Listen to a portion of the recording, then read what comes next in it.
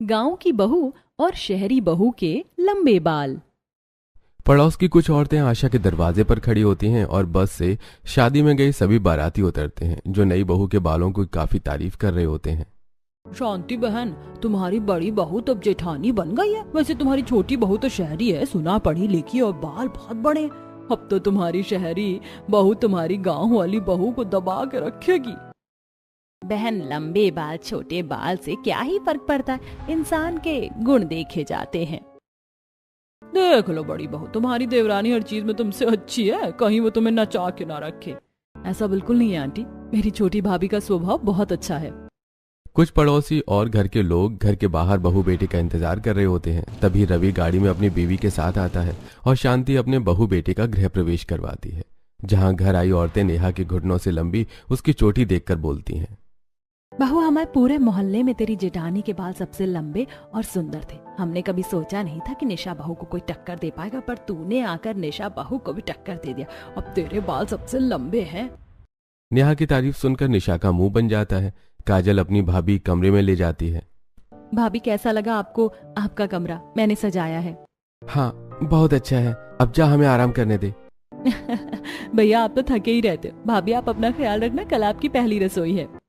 इतना बोलकर काजल वहां से चली जाती है और अगली सुबह नेहा हाथों में कपड़ा, टॉवल और सर धोने के लिए शैम्पू कंडीशनर लेकर बाथरूम की ओर जाती है, जहां बालों में तौलिया लपेटे निशा बाहर आती है। तुम अब जा रही हो नहाने और इतना सारा सामान हाथ में? दीदी, ये सारे मेरे प्रोडक्ट हैं। मैं अपना इसी शैम्पू, सीरम, कंडीशनर का इस्तेमाल करती हूँ। भला सर धोने के लिए इतने सारे प्रोडक्ट का इस्तेमाल कौन करता है? अच्छा जाओ, जल्दी नहा लो, तुम्हारी पहली रसोई है। इतना बोलकर निशा रसोई में जाती है और चाय बनाती है। जब वो चाय कप में डाल रही थी तभी नेहा नहाकर बाल सुखाकर रसोई में आती है। तुम्हें नहाने में इतना समय लगता है? मैंने ऑलमोस्ट सारी चीज कर दी है। आज तुम्हारी पहली रसोई है तो पूरी चावल खीर खुद बना लो, और कोई मदद चाहिए तो मुझे बताना। दीदी, मेरे बाल बहुत लंबे हैं, सर धोने में बहुत समय लग जाता है, ऊपर से इन्हें आज सुखाना भी था जल्दी। अब अपनी पहली रसोई में गीले बाल लेकर तो नहीं आ सकती थी ना। निशा हाथों में चाय की ट्रे उठाती है और नेहा से कहती है, हाँ हाँ, पता है, तुम्हारे बाल घुटनों से भी लंबे हैं और लग जाता होगा टाइम, पर मेरे भी बाल कोई छोटे नहीं, कमर से नीचे आते हैं। पर मुझे देखो, मैं सब कुछ कितनी जल्दी कर लेती हूँ, और मुझे तुम्हारी तरह इतने सारे प्रोडक्ट लगाने की जरूरत नहीं पड़ती। मेरे बाल तो नेचुरल ही सुंदर हैं। इतना बोलकर निशा चाय लेकर वहां से चली जाती है और लिविंग हॉल में बैठे सास ससुर और अपने पति को चाय देती है। वहीं नेहा अपनी पहली रसोई के लिए खाना बनाती है। कुछ देर में पूरा परिवार साथ मिलकर खाना खाता है। अरे बहू, तुम तो बड़ी बहू की तरह बहुत अच्छा खाना बनाना जानती हो। मुझे उम्मीद नहीं थी कि शहरी बहू पढ़ी लिखी होने के साथ साथ इतना अच्छा खाना बनाना भी जानती होगी। पापा, नेहा भले ही शहरी है पर वो हर चीज में परफेक्ट है, चाहे फिर ऑफिस हो या रसोई। ये तो बहुत अच्छी बात है, लड़कियों को सब करना आना चाहिए। अपने ससुराल वालों की तारीफ सुनकर नेहा को बहुत अच्छा लगता है। इसी तरह 2 दिन बीत जाते हैं और एक बार फिर नेहा अपने बाल धोती है और छत पर जाकर बैठ जाती है। तभी कपड़े लेकर निशा ऊपर जाती है और कपड़े तार पर सुखाते हुए बोलती है, बाल खोलकर ऐसे छत पर क्यों बैठी हो? दीदी, क्या करूं, घुटनों से लंबे बाल है ना, सिर्फ धोने में दिक्कत नहीं होती है बल्कि सुखाने में भी दिक्कत होती है, इसीलिए सोचा बाल खोलकर छत पर बैठ जाऊं। नेहा बहू, जानते हैं हम तुम्हारे बाल सुखाने में पूरा दिन लग जाता होगा, पर यहाँ की औरतों की नजर बहुत खराब है। निशा सही कह रही है, ऐसे बाल खोलकर छत पर मत बैठो। मेरी बेटी के पास एक मशीन है, वो तो अपने बाल उसी सुखा लेती है। तुम भी वही मशीन ले लो, मैं अपनी बेटी से पूछकर बता दूंगी तुम्हें। ऐसे छत पर बाल खोलकर बैठोगी तो ऐसे ही सब बकवास करेंगे। तो क्या हो गया दीदी, हमारे पड़ोसी ही तो है। बहू, ना सिर्फ तुम्हारे बाल अच्छे हैं बल्कि तुम्हारा स्वभाव भी बहुत अच्छा है। तुम्हें पता है, अपने जमाने में मेरे बाल तो तुम्हारे बाल से भी लंबे थे और मैं भी इसी तरह बाल खोलकर सुखाती थी। अपनी पड़ोसन के मुंह से नेहा की तारीफ सुनकर अब निशा के कान पक जाते हैं और वो कपड़े तार पर डालकर नीचे आ जाती है। तो वहीं नेहा अपनी पड़ोसियों से काफी देर तक बातें करती है। इसी तरह कुछ दिन बीत जाते हैं और एक दिन, आप दोनों तैयार हो गए? चलिए आज भाभी को गांव की मार्केट घुमा कर लाते हैं। बड़ी बहू, सब्जी वाला थैला भी ले लो, आते हुए सब्जी भी ले लेंगे। अब शांति अपनी दोनों बहू और बेटी के साथ मार्केट जाती है और सब्जी लेकर घर आने लगती है। तभी नेहा बड़ी शॉप देखकर बोलती है, माँ जी, मेरा कंडीशनर और हेयर मास्क खत्म हो गया है, मैं जरा सामान ले लूं। 2020 में मुंह का मास्क तो देखा और पहना था, पर बालों का भी मास्क आता है, पहली बार सुना है। शहरी लोगों के शहरी चोचले। बहू, अपनी देवरानी के बालों से क्यों इतना जल रही है? तेरे बाल भी तो अच्छे हैं। माँ जी ये क्या कह रही हो? भला मैं उसके बालों से क्यों जलूंगी? वो इतने महंगे प्रोडक्ट लगाती है इसलिए उसके बाल मेरे बाल से लंबे हैं, पर मैं सिर्फ अपने माँ के हाथों का बना आयुर्वेदिक तेल लगाती हूँ। एक बार फिर निशा अपने बालों की खुद तारीफ करती है। कुछ ही देर में सभी लोग घर आ जाते हैं और घर आने के बाद निशा नेहा के कमरे में जाती है और उसके प्रोडक्ट देखकर गूगल पर सर्च करती है। कितने महंगे सामान लगाती है अपने बालों में, तभी तो उसके बाल इतने लंबे और सुंदर हैं। जरा मैं भी देखूं इस तेल, शैम्पू, कंडीशनर से बालों को क्या फायदा होता है। सारे प्रोडक्ट गूगल पर सर्च करने के बाद निशा को तेल, शैम्पू, कंडीशनर के फायदे के बारे में पता चलता है। अच्छा, तो इन सभी प्रोडक्ट को लगाने के इतने फायदे हैं। इन्हें लगाने से बालों में चमक आता है, बाल मजबूत होते हैं और लंबे भी। तभी तो महारानी इतने महंगे प्रोडक्ट अपने बालों पर इस्तेमाल कर रही है। कमाई अठन्नी, खर्चा रुपया। निशा अपनी देवरानी के प्रोडक्ट देखकर वहां से चली जाती है और इसी तरह कुछ दिन बीत जाते हैं और एक दिन कमरे में बैठी निशा की बहन का फोन आता है। दीदी 2 दिन से माँ की तबीयत खराब है, 2 गली छोड़कर तुम्हारा ससुराल है, कभी कभी माँ से मिलने आ जाओ। बगल में मायका है, इसका मतलब ये थोड़ी ना है कि बार बार मायके आऊंगी। अच्छा तू फोन रख, मैं आ रही हूँ। कुछ देर में निशा अपने मायके जाने के लिए तैयार हो जाती है और जब पूरा परिवार एक साथ टीवी देख रहा होता है तो माँ जी मेरी माँ की तबीयत ठीक नहीं है, मैं मायके जा रही हूँ, शाम तक या कल सुबह तक आ जाऊंगी। दीदी बालों का जूड़ा बना लो, आप ही कहती हो यहाँ की औरतों की नजर अच्छी नहीं है, और आप अकेले क्यों जा रही हैं? रवि जी छोड़ आएंगे। नेहा भाभी के बालों को कुछ नहीं होगा, भाभी का मायका 2 गली छोड़ कर ही है, मुझे जाने की क्या जरूरत है। निशा अपनी देवर देवरानी की बात सुनकर मुंह बनाकर अपने मायके जाती है और सारी रात अपनी माँ के पास रहती है। उन्हें समय पर दवाई देती है और अगले दिन चारपाई पर बैठी माँ। तुझे देख कर ही मैं ठीक हो जाती हूँ, पर तेरे बाल कैसे हो रहे? तेल लगाना बंद कर दिया क्या? कोई नहीं, आ बैठ, मैं तेरे सर की चंपी कर देती हूँ। निशा तेल लेकर बैठ जाती है और उसकी माँ चंपी करती है। क्या चंपी करोगी माँ मेरे सर में? तुम मेरे सर में वही 100 साल पुराना तेल लगा रही हो, जबकि बाजार में महंगे महंगे प्रोडक्ट आ गए और वही प्रोडक्ट लगाकर मेरी देवरानी के बाल मेरे बाल से भी लंबे और सुंदर हो गए। दीदी ये महंगे प्रोडक्ट बस कुछ दिनों के लिए होते हैं बेटा, सबके बाल अलग होते हैं। क्या हुआ अगर तेरी देवरानी के बाल तुझसे अच्छे हैं तो तेरे बाल कोई खराब थोड़ी ना है। निशा अपनी माँ से चंपी करवाती है और एक तेल की शीशी लेकर अपने ससुराल आती है और वो देखती है कि उसकी देवरानी अपने कमरे में शीशे के सामने खड़ी होकर बालों में सीरम लगा रही है। ये अपने बालों का कितना ख्याल रखती है। अगर मैं भी इसकी तरह महंगे प्रोडक्ट इस्तेमाल करूं और अपने बालों का ऐसे ही ख्याल रखूं तो मेरे बाल इससे भी अच्छे हो जाएंगे। अपनी देवरानी को बाल में सीरम लगाता देखकर निशा मौका देखकर उसकी गैर मौजूदगी में अब छुप छुप कर नेहा के शैम्पू, कंडीशनर, हेयर मास्क इस्तेमाल करती है। ऐसे ही एक दिन, अच्छा तो शैम्पू करने के बाद इस कंडीशनर को लगाकर फिर से सर धोना है, तभी तो कहूँ मेरी देवरानी को इतना समय क्यों लगता है। निशा अपने सिर में कंडीशनर लगाती है और कुछ देर बाद सिर धोकर बाहर निकलती है और जब निशा को मौका मिलता वो कभी छुपकर नेहा का तेल लगाती तो कभी सीरम। शीशे के सामने बैठी निशा, सच में ये सीरम कितना अच्छा है, इसे लगाते ही मेरे बालों में चमक आ गई। आज निशा नेहा का सीरम लगाकर पूरे घर में खुले बालों में घूमती है और बार बार अपने बालों को हाथ लगाती है। सोफे पर बैठे काजल, रवि ये देखकर कहते हैं, क्या बात है भाभी, जब से मायके से आई हो बालों का कुछ ज्यादा ख्याल रख रही हो। आपकी माँ ने तेल के साथ इस बार कोई जादुई नुस्खा दे दिया है क्या? काजल भाभी अपने बालों का कितना ही ख्याल क्यों न रख लें, पर उनके बाल नेहा के बाल की तरह नहीं हो सकते। तुम लोग फिर शुरू हो गए। मेरी दोनों बहू के बाल बहुत अच्छे, खबरदार अब किसी ने भी ऐसी बात की तो। शांति की डांट सुनकर रवि और काजल चुप हो जाते हैं तो वहीं नेहा भी अपने कमरे में और अपने आप को शीशे में देखती है और बैग निकालकर एक तेल की कटोरी में कुछ कैप्सूल डालती है और उन्हें अपने सिर में लगाती है। सब मेरे बाल की कितनी तारीफ करते हैं, पर किसी को क्या पता मेरे ये बाल नकली हैं। मेरे सर पर तो सिर्फ खुला मैदान है और ये सब मेरी अपनी गलती की वजह से हुआ है। नेहा सिर पर तेल लगाती है और गहरी सोच में डूब जाती है। नेहा खुशी के साथ अपने कमरे में बैठी है।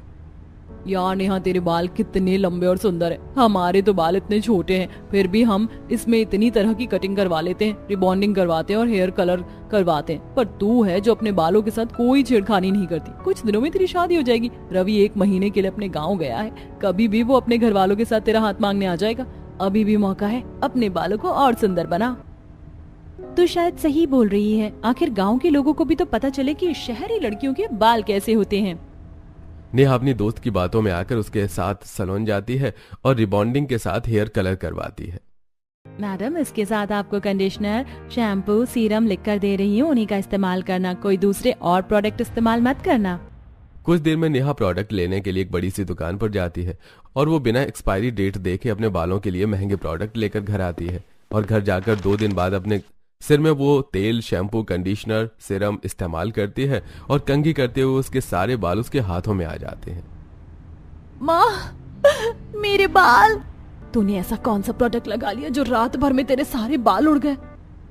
इन सब की तो एक्सपायरी डेट है, तभी मैं बोलूं इनको लगाती। मेरे सर में खुजली क्यों हो रही थी? मुझे सर धोने के बाद कंडीशनर, सीरम लगाना ही नहीं चाहिए था, पर मुझे लगा इन्हें लगाने से मेरी खुजली बंद हो जाएगी, पर मैं ये नहीं जानती थी कि मैं गंजी हो जाऊंगी।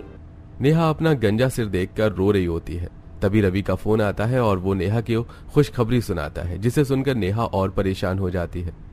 अब मैं क्या करूं माँ? मेरे सर में पहले जैसे बाल आने में पता नहीं कितने साल लग जाएंगे, और अगले ही हफ्ते रवि अपनी फैमिली के साथ आ रहा है। तू फिक्र मत कर, मैं तुझे डॉक्टर के पास ले जाऊंगी, और जब तक तेरे बाल नहीं आ जाते तू विग लगा के रखना, किसी को कुछ पता नहीं चलेगा। पुराने दिनों को याद करके नेहा की आंखें भर जाती हैं और वो अपने विग में तेल और सीरम लगाकर उसे पहन लेती है और घर वालों के सामने आती है। इसी तरह कुछ दिन बीत जाते हैं और नेहा देखती है कि उसकी जिठानी अपनी माँ का बनाया हुआ तेल काजल को लगा रही है। बाकी सब भी लिविंग हॉल में बैठे हैं। भाभी, आप कौन सा तेल लगाती हैं? पूरे घर में बदबू आ जाती है। देवर जी, ये मेरी माँ ने खुद घर में बनाया, 100 साल पुराना नुस्खा है। इसे लगाने से काजल के बाल पहले से अच्छे हुए हैं। बहू, घर की बनाई नेचुरल चीज ही अच्छी होती है, ना कि बाजार की। पर शहर में नौकरी करने वाले को क्या पता। सुन लिया भैया, पापा ने क्या बोला? अपने ससुर की बात सुनकर अब नेहा की नजर अपनी जिठानी के तेल पर पड़ती है और वो मौका देखकर अपनी जिठानी का तेल चोरी कर लेती है और कमरे में खिड़की दरवाजे बंद करके विग को निकाल कर बेड पर रख देती है। ये महंगे प्रोडक्ट और दवाइयाँ तो मेरे किसी काम के नहीं। क्या पता दीदी का ये तेल मेरे उजड़े चमन पर खेती ला दे। नेहा सारे प्रोडक्ट यूज करके थक चुकी थी, इसलिए वो अपनी जेठानी का तेल चोरी कर लेती है। इस तरह कुछ दिन बीत जाते हैं और एक दिन नेहा बाथरूम में बैठकर अपना विग धो रही होती है। पता नहीं कब मेरे सर में बाल आएंगे और मुझे इस विग से छुटकारा मिलेगा। इतनी मेहनत तो कभी मैंने अपने सर को धोने में नहीं की, जितना इस विग को नेचुरल दिखाने के लिए करना पड़ता है।